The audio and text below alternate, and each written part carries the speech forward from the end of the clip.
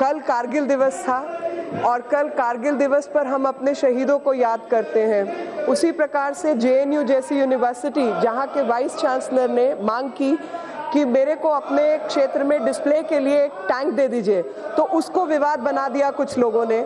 मुझे याद है कि मेरे बच्चे जिस स्कूल में पढ़ते थे वहाँ पर एरोप्लेन के मॉडल्स होते थे, एरोप्लेन पुराने रखे होते थे और सब बच्चे देर तक, मतलब क्लास खत्म होने के, स्कूल खत्म होने के बाद उन जहाज़ों के, हवाई जहाज़ों के आसपास खेलते रहते थे।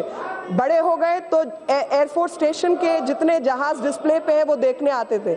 इंडिया गेट के पास जो ट्रेनें खड़ी हैं उन पर बच्चे देखने के लिए चढ़ते हैं। तो जो राष्ट्रवाद की भावना है वो राष्ट्र को समझने से ही प्राप्त होती है। यूनिवर्सिटीज, जेएनयू जैसी यूनिवर्सिटीज शायद 1% भी नहीं है, बहुत कम है, और उनमें पढ़ने वाले बच्चों की संख्या और भी कम है, जो कि राष्ट्र के पैसे से चलाई जाती हैं। और अगर वहां पर अलगाववाद के नारे लगते हैं या इस प्रकार के नारे लगते हैं कि भारत तेरे टुकड़े होंगे, तो मुझे लगता है कहीं ना कहीं व्यवस्था और विचार में गलती है।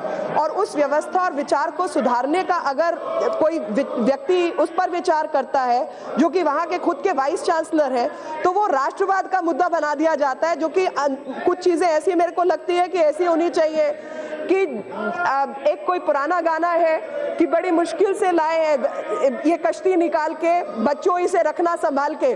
तो इस देश की जो संस्कृति है, सभ्यता है, और वो शहीद जिनके कारण जब वो बॉर्डर सुरक्षित रखते हैं कि ये यूनिवर्सिटीज चलती हैं, ये देश सुरक्षित है, उनका अपमान और अनादर इस देश की संसद और व्यवस्था नहीं बर्दाश्त करेगी। और इसलिए जो एक प्रतीक है राष्ट्र का, एक एकता का, इस देश के सौहार्द का, और साथ में इस देश की शक्ति का, जो कि हमारे सैनिक हैं, उनके आदर में, सत्कार में जो कुछ किया जा सकता है वो किया जाना चाहिए। और इस यूनिवर्सिटी के बच्चों को शपथ लेनी चाहिए कि हम रहे ना रहे माँ, मगर तेरा जो वैभव अमर रहे। तो तेरा वैभव यानी भारत माता का, राष्ट्रता का वैभव अमर रहे।